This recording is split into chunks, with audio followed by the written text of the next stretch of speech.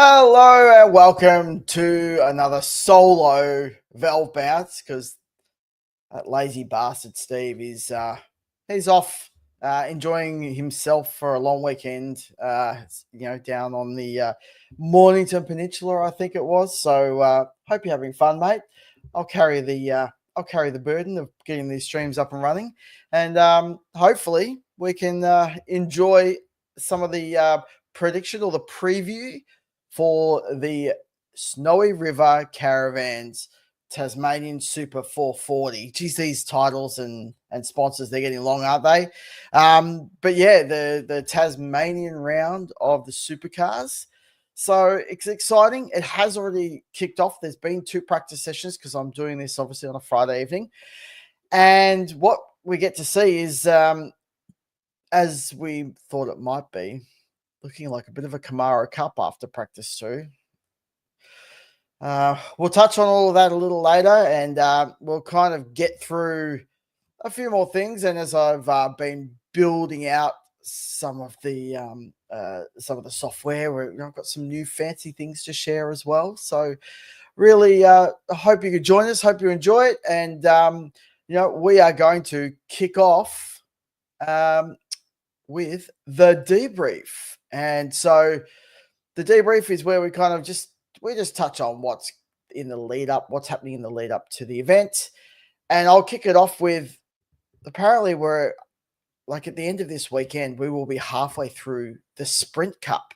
So not quite halfway through the year, but if you take out the final section, halfway through the sprint rounds, which is just crazy when we've had 5 rounds. Like this is the 5th round. It just feels like, we don't get much racing, but we're already halfway there. So, we'll enjoy it and see how we go. Now, there was a street party in Hobart, and everyone had their fingers crossed that Nick Percat didn't get himself into trouble again. But yeah, seemed to be a really good event again. Not sure exactly how I feel, whether or not they are they doing this, circuit to town or these town events too much? Are they starting to get a bit stale? At the moment, I'm still enjoying them. So, love to hear what your thoughts are, whether or not that's the case for you. Oh, there we go. I'm going to start coughing. I'm going to have a drink. Oh, quality. There we go. Sorry for the noise. Okay. So,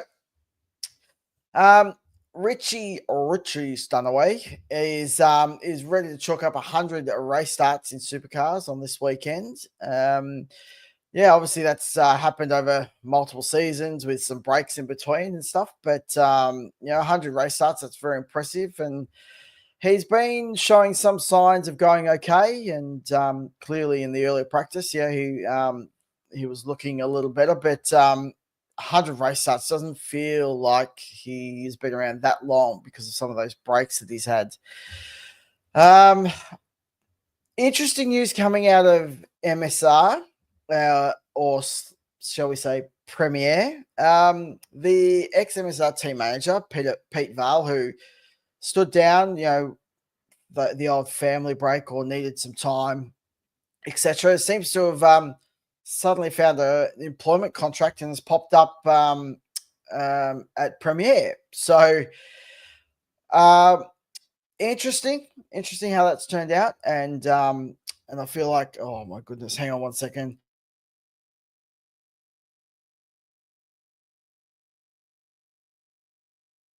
All right, sorry about that, folks. I am slowly dying, I think.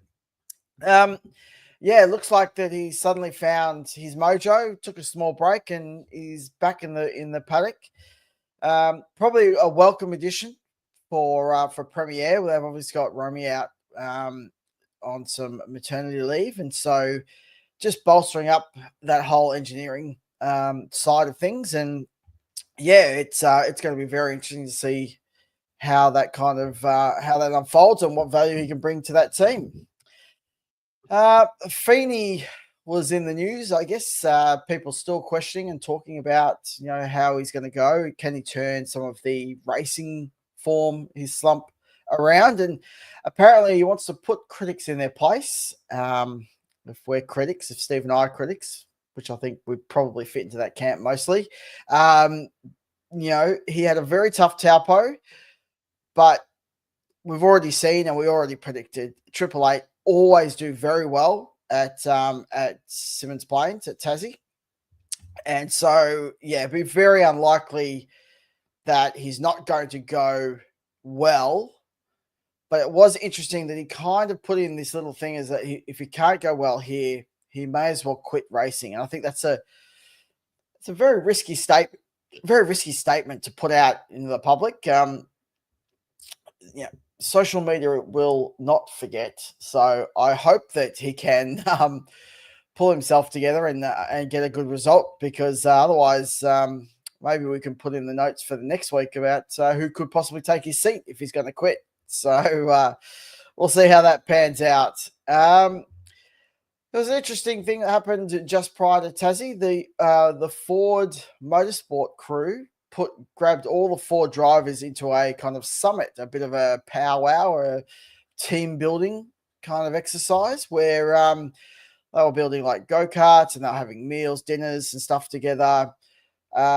Really interesting. And I guess the premise of why they've done this is just to kind of get a bit more collective. Hey, we're all driving Fords together and we're all about to go into a final series where we might be battling against Camaros, and we want to make sure that the whole squad is there together. So very interesting that they've kind of adopted that NASCAR model that's happening, and we'll see how that goes, because it's an interesting concept, because Holden used to do it very well many years ago. We all have that famous the Rick Kelly and Lounsey thing that happened at Phillip Island. It was something that the Holdens did very well over the years, where they kind of all just banded together to make sure a Holden would win. And I hope, for the sake of the Ford camp, that we can do this, because so far this year we've had a very unsuccessful path forward where 4 teams keep taking 4 teams out. So yeah, I think it's going to be good if you love the Fords. I think it's going to definitely be there. Shame that Matty Payne couldn't make it. He had some scheduling difficulties, and that would have been great, because he is definitely a character, and he would have gotten on very well with the other class clown and Ryan Woods, I'm sure. So, but yeah, interesting that they did that in what is like a preparation for the finals series. Another thing that kind of happened was engine parity updates. Can you believe in the middle of the season of halfway through the sprint rounds that we're talking engine parity? Apparently they were doing some dyno testing, and they're doing some bit of a study on how things work, and they've made some tweaks to the mapping of both cars. So both engines have had some changes. It was in relation to like the influence of the air temperature coming in on the end performance. So it's kind of interesting that they've uncovered this, and it does show at least they're still trying to get to the bottom of some of the disparity that is still there, that we can still see, I guess, at certain tracks and certain events. And they've been able to manage to find something so intricate like the air temperature. And so it's great to hear that they are still doing that sort of work. And I guess that's, kudos to Tim Edwards. He has really revitalized that role of managing, I guess, some of the parity issues, and good to see that they're still kind of going through with that. G'day, hello. And this is we're ready. I'm just about finishing the debrief, so I'm gonna have a look at the chat, and Sarah's in the chat, and then we've got, I can now do this. How good's this? You can see like down below, I can share who are you talking about quitting. I missed it. Apparently Brock Feeney said that if he can't get his championship back on board down at Tassie, that he may as well quit racing. So that was who he was talking about. And then, that's the same. You've got another one there. And then what's the next one? And then you've put in there, next year the series will be called the V8 Parity Championship. Yeah, well, it is funny that we are still talking about it, and there is obviously still work to be done, but hopefully it's not a permanent fixture in the calendar of being part of the championship. But yeah, let's hope they can get to the bottom of it. There's still a little bit of tweaking to happen, but as I said, really happy that they are getting down and still working on it together. So that's great to hear. Okie dokie. Now, we're going to move on from the debrief and we are going to move into the pit lane preview. And I'm going to I think I'll do this one. Yes. Look at this. I am cooking with gas with this new stuff. So we obviously are at Simmons Plains, which is in Tasmania. Weather-wise, looking at it staying pretty cool. And at the moment, there wasn't any forecast when I did check, when it was checked sort of earlier in the week. I think it was Thursday, maybe Wednesday, that we had a quick look, and there's no rain forecast, which is a good thing. But we'll see how that kind of goes over the weekend. But yeah, pretty cool, 16, 17 degrees. And the format, we've obviously had 2 practice sessions that happened today. And then you can see on the screen there that the race formats are there for the Saturday and the Sunday. Now, interesting that they have broken out if you look at the full fixture on their website, qualifying for race 1 will be on the super soft tyre. And then qualifying for race 2 will be on the soft tyre. So, which is the new 2025 tyre.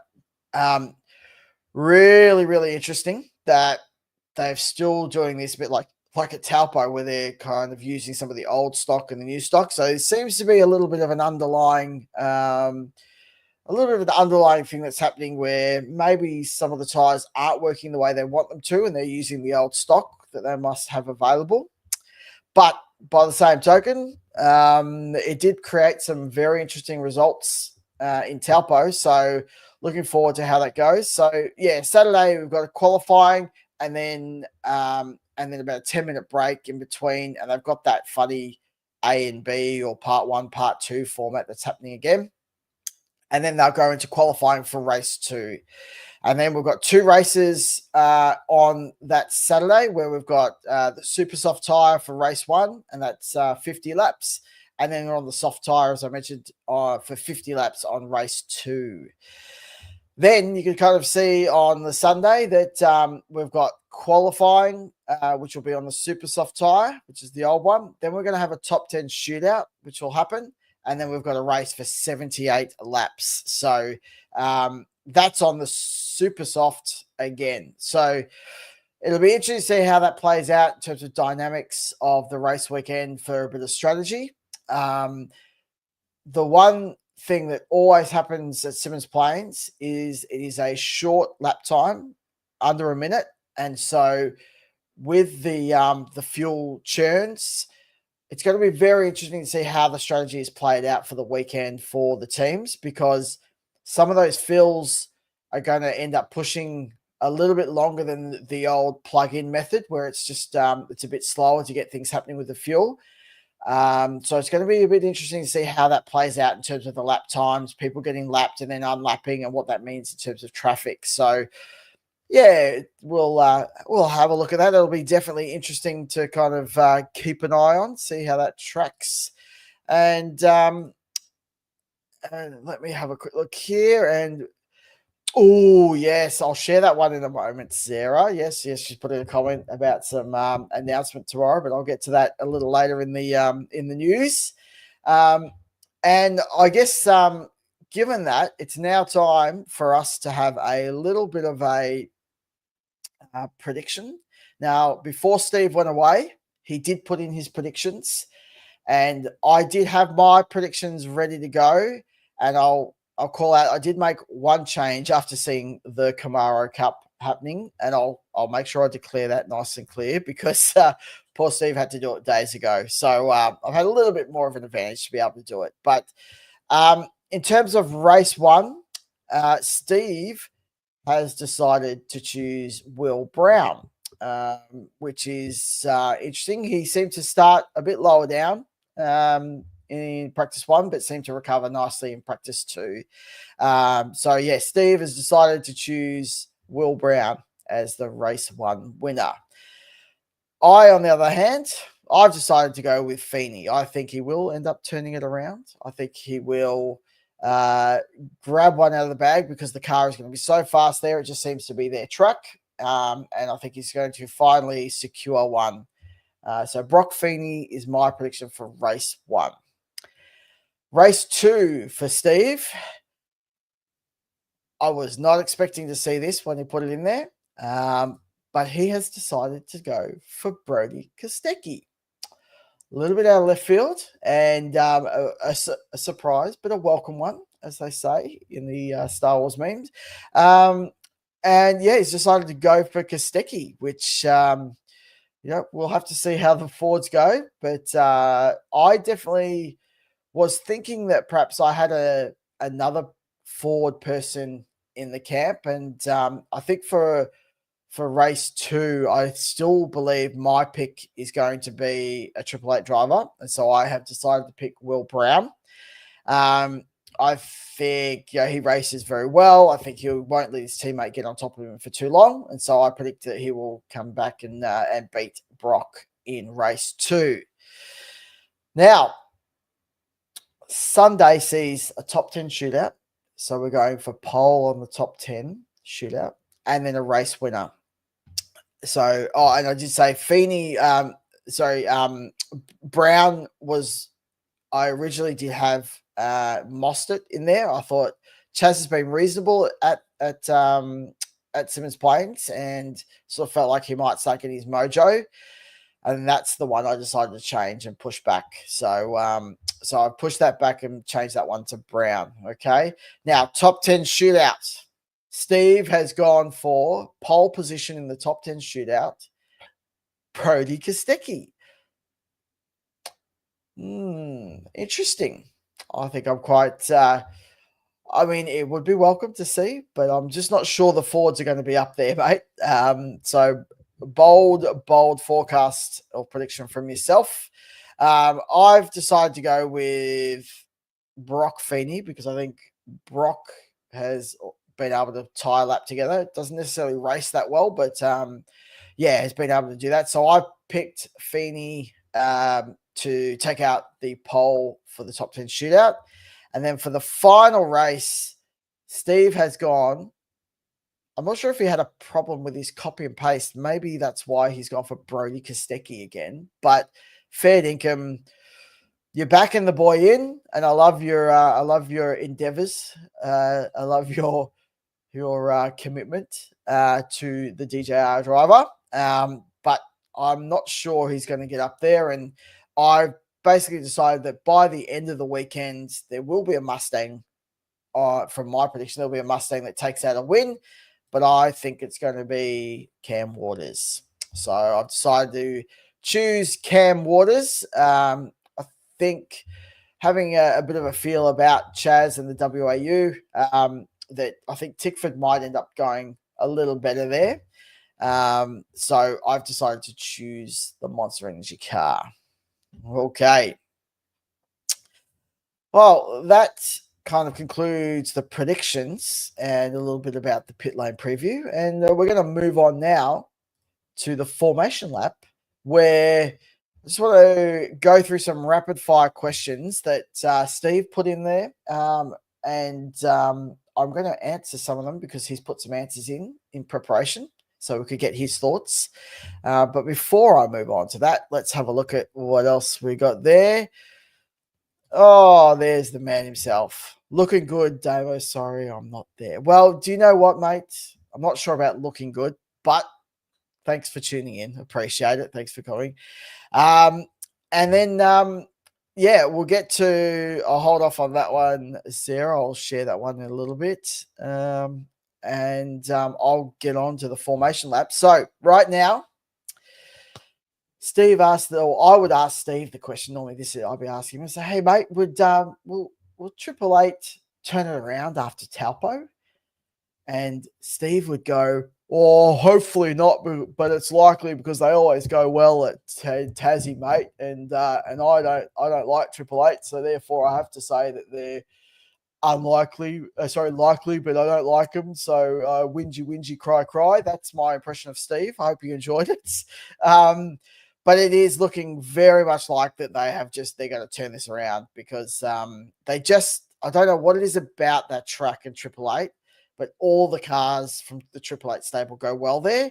They just seem to be able to get a car with an asymmetric setup to hum beautifully at that track. So yeah, kudos to them. But let's see how we go. The next one, which Steve would ask me, would be, and I won't do a silly voice because it's not really fair, is it? Will Tickford regain its form from the start, or are they trending south? And I would say that I think they're going to be not necessarily trending up or down. I think it's just going to be circuit dependent. I really feel like that they are just still quite can't tag things together, but there are certain tracks, and I think Tassie is one of them, where they can drag a result out of it, which is a little disappointing because we really started the season really strong. We all felt, hey, Tickford's never strong around the early part of the season at this track, etc., etc.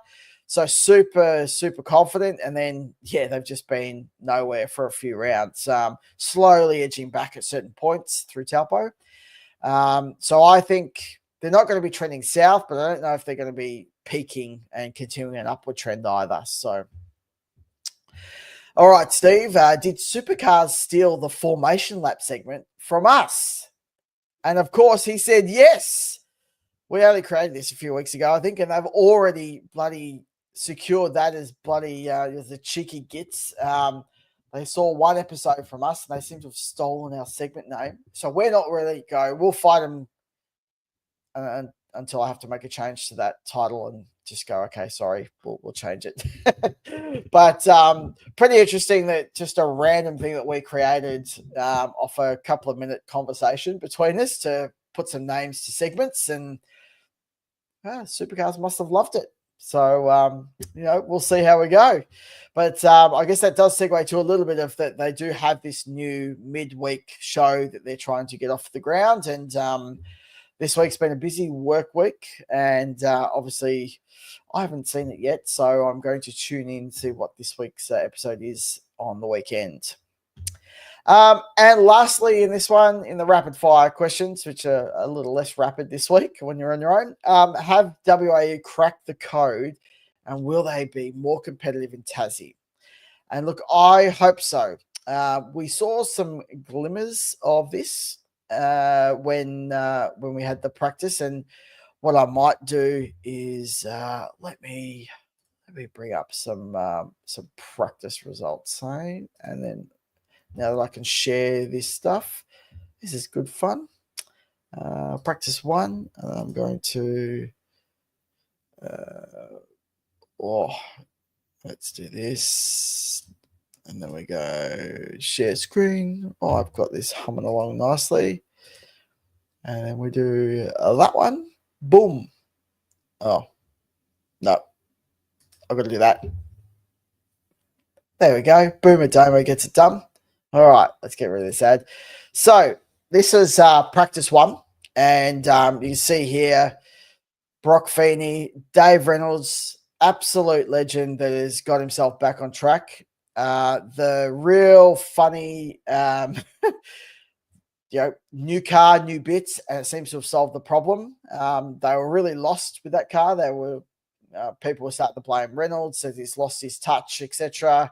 What is Apex called? Oh, who forgot? He forgot how to drive, and then suddenly get some new parts on his car, and everything's working nicely. So good to see him back up there. He had a bit of a smile on the telecast. Ryan Wood obviously was showing up beautifully, and then we look at Cameron Hill, which is a good little smoky outsider. He's just been doing some really great things, and now, interesting the teammate battle between himself and Percat to see how they go this weekend. But MSR could be a big player given the results that we've seen. Good to see Andre up there. Steve's pick for everything is Brody Kostecki was in 6th. But yeah, a bit light on the blue you can see here, and kind of got some of the Premier and even Jackson Evans. Great result from him getting up into the 9th spot. But yeah, good to see some of the BJR cars getting up there as well. And then if we look at, I'll go back here and we'll scroll to the bottom and we have a look here. Now, this is where I was a bit, oh my goodness, it's Camaro Cup time. We've got Brock, we've got Rucci. Great result for him, though, to get back up there, which is awesome. Andre still being strong in P4. Jack LeBrock. I was going to touch on this in a minute, but may as well talk to it now. These two cars here, they forgot to change the diff. So the drop gear was the wrong one. They were still running with Talpo 1. And so they had to basically sit out of majority of practice 1 while they made that change, which is a pretty poor oversight in general. But sometimes this stuff happens. But once they got the right drop gear in there, it was good to see them. They've obviously, the Erebus 2 are up there. Good to see Cooper Murray really close in that time. You can see he's almost, the times are all very, very close, but really close to his teammate, which is good. Cameron Hill still up there again. And then you got a little bit of a Kai Allen and Cam Waters that is, a bit of a jump there, and Cam Waters, which is where I see they're hopefully going to be trending in the right direction. So yeah, Dave Reynolds, bit of a drop, but they're probably trying different setups, get themselves in the window. But yeah, there's a lot of blue here, Steve. Brody Kostecki in 18th. Bit of a tough one indeed. So yeah, it was very good to see some of the results, but a bit alarming from the Camaro Cup, the Chevy Cup. So right, we've finished with the formation lap, and I'm going to go and we're going to move into Garage Gossip, where we'll touch on some of the news, some of the things that are happening, whether it's off track or a little bit of on track stuff. And now is probably a good time where I can share. There we go.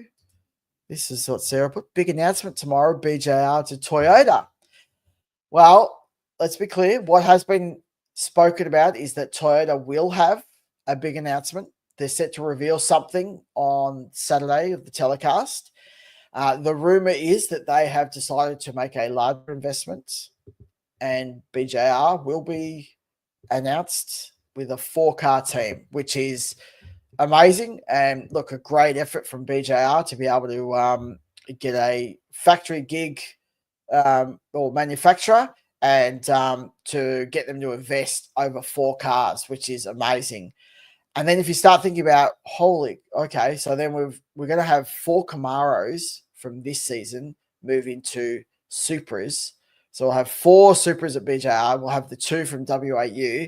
So we've got 6 cars from the field that will be Supras, which will be an amazing thing, I think, if the category can really pull it off. Just not only just to win Toyota into the series, but then to be able to get 6 cars on the track, that would be a very, very significant win for them as a manufacturer.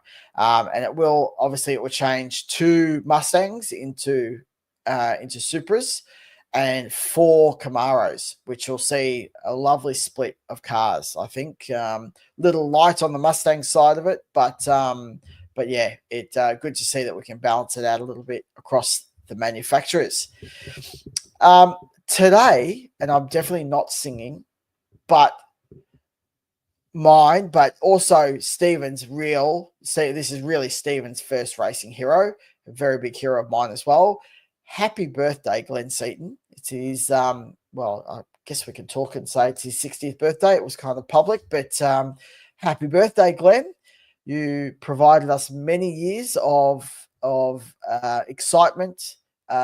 We thoroughly enjoyed watching you race. We had the heartbreak, not nearly as badly as you when you lost that Bathurst, but happy birthday, mate. Thank you for everything you've done for us as a family, my dad, brother, and myself. We did love what you did for us. So that's been great. Groves. Okay. So Stephen and Brenton are going to miss Tassie because they've got the Spa 6 hour, which they're running an AMG GT3. And Claudio, here we go. Here, Claudio Schiavone is ruled out due to a physical issue. So they're going to be doing some preparation for that. So they're not going to be in Tasmania. Good to see that Kai Allen was still doing well, and Matty Payne still turned out a decent result. They've obviously got a really strong, Matty Payne was not great, but in terms of forwards, he was, the fourth forward. But yeah, they're obviously having to focus and get that car ready to go. And, the engineering management team of Couchy and stuff, it's awesome to see that they can still drag a bit of a result out. It looks like they'll have a fair bit of work to do to make sure they can get the speed out of it. So, but yeah, good luck to them in the 6 hour. That must be one of the great bucket list things to do, to be able to race at Spa. So, that's awesome.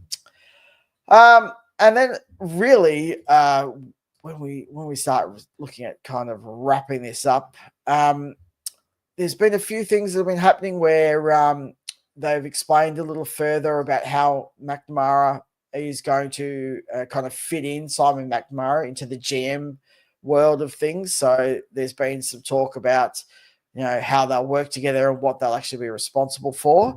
And they basically have said, I'm just going to get to bring it up here because I want to make sure I get it right.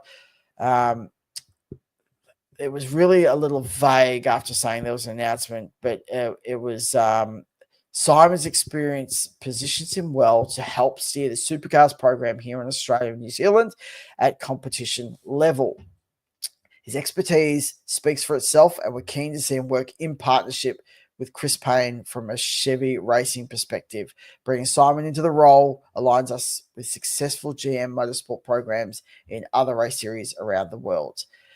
So there was this kind of announcement that they were talking about how it's going to fit in. And really, it was just about the structure of how GM do it globally already, where they've kind of got the racing program overarching at GM, and then they have the heads of the people, and then they've got a technical and a CEO type level that's going to sit in above that for the race category. So, nothing too, no rocket science happening, but it was good to see they kind of announced that, and that they've got really now Jeremy Moore and Simon McNamara, two pretty strong heads in the GM side of the world. And so that's not good unless you're a Holden or a GM fan, because it is good news for that camp for sure.